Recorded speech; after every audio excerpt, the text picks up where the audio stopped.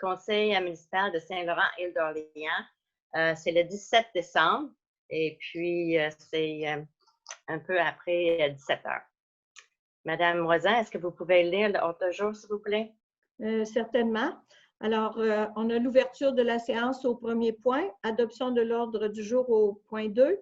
Point 3, résolution pour la prolongation de l'entente relative au statut des inspecteurs de la MRC.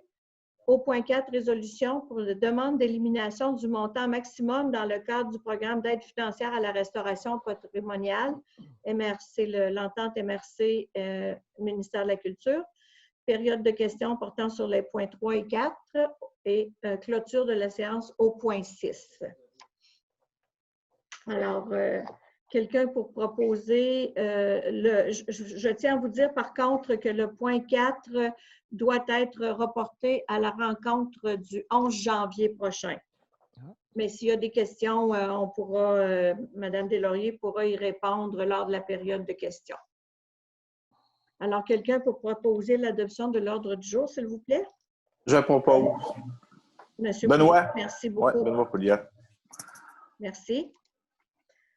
Prolongation de l'entente relative aux inspecteurs, au statut des inspecteurs de la MRC. Alors, l'entente intermunicipale sur le statut des inspecteurs arrive à échéance le 31 décembre 2020.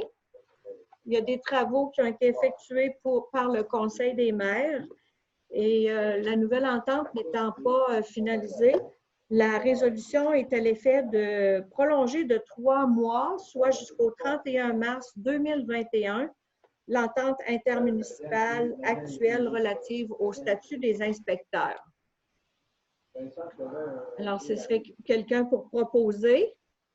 Je propose. Merci, M. Godbout.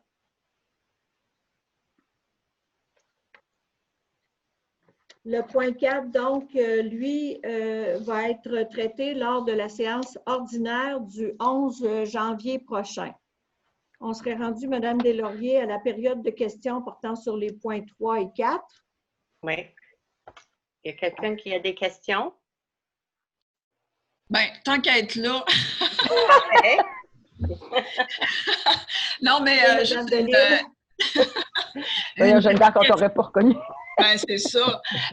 Non, mais une petite question concernant, en lien avec le point 4. Je ne sais pas, Madame la mairesse, si vous pouviez peut-être juste nous résumer pourquoi les maires veulent absolument conserver le plafond.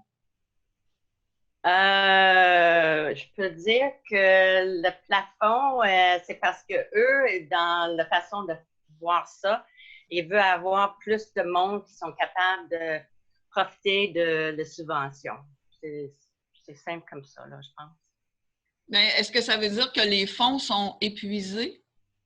De ma connaissance, non. Puis, il y a une nouvelle entente avec le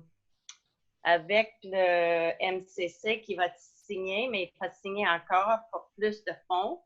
Puis, dans cette fonds-là, il y a une résolution qui a été passée en septembre, je pense. Mais dans cette fonds-là, ils vont payer aussi l'architecte. Il va payer le salaire, la majorité le salaire de l'architecte pendant 3 ans. Mais sauf que ce n'est pas signé encore avec le MCC. Mais malgré ça, les autres maires ne veulent pas enlever le plafond, c'est ça? Pour l'instant, non. Il y avait une discussion, mais ils sont pas finis la discussion quand même. Mais pour l'instant, de façon qu'ils parlent, ils veulent être sûrs que tout le monde qui veut faire les rénovations sont capables de profiter de subventions. OK. C'est juste ça que je peux dire pour l'instant. Pas grave, on en reparlera en janvier. C'est ça, c'est ça, c'est ça. Est-ce qu'il y en a d'autres questions? Moi, je suis sortie. Alors, s'il n'y a pas d'autres questions, on pourrait clore la séance. Madame Deslauriers. Oui, un instant, je veux juste dire qu'il y avait une augmentation des cas de COVID récemment dans notre région. Et c'est très important, plus que jamais, de suivre les consignes de la santé publique ici au Québec.